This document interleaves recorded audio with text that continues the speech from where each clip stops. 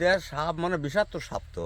বিষাক্ত সাপ? হ্যাঁ বিষাক্ত সাপ। এই সাপগুলো মনে কর কেউ মারতে পারে না। কেউ মারতে পারে না? না কেউ মারতে মারলে নাকি তার ক্ষতি? মারলে তার ক্ষতি হয়ে যাবে, মারলে তার ক্ষতি হয়ে যাবে।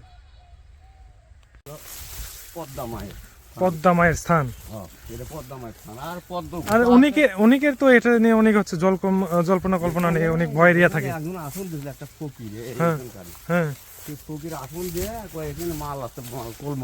হ্যাঁ। তারপরে ওই ফকিরে পরের দিন অজ্ঞান হয়ে আসে, আসন টাসন উঠলে অজ্ঞান হয়ে আসে, বেল উঠে যায়, তার ফকিরের হুঁশ হয় না। মানে আখাই আখাইলের এক ফকির আসে এখানে তুলতে চাইছিল।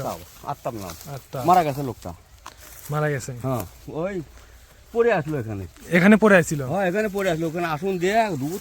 অনেকেই তো এখানে বলে নাকি অনেকে সাপের কি জানো ইয়া দেখা যায় সবসময়, সাপের থান এটা। এখানে বুড়ির স্থান তো, এটি সাপ দুধ কলা দিলে, হ্যাঁ মানুষ সাপ করলে মানে এটা দুধ কলা দিলে এটা মানে যার দিয়ে হয় ওই ভালো হয়ে যায়।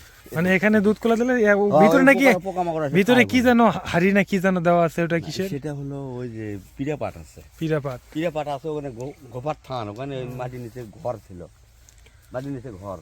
আর এখানে কি অলৌকিক কি জানো দেখা যায় সবসময়? এটা হলো এই পদ্মমায়ের থান, এই গোপার থান, এটা ইয়ের থান, বুড়ির থান। বুড়ির থান? বুড়ির থান এটা।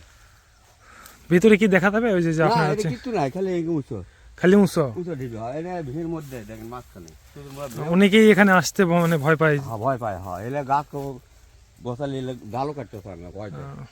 যেই মানে ইয়া করে তারই নাকি সমস্যা হয়। সমস্যা হয় এতে। তো দর্শক, এটা হচ্ছে সেই জায়গা যেটা হচ্ছে বুড়ির থান বলা চলে, যোগীর ভবনের বুড়ির থান, যেটা মূলত অনেক দোসঙ্গ একটি জায়গা। এর আশেপাশের মানুষজনের কাছে শোনা যায় যে এইখানে মানে আসার কোনো কেউ মানে এই করে না, সাহস করে না, যে আশেপাশের লোকজন যে এখানে আসবে সেটা আসলে অনেক ক্ষতি হবে, এরকম হচ্ছে দেখা যায় আশেপাশের মানুষজনের এরকম ক্ষতি হয়ে থাকে।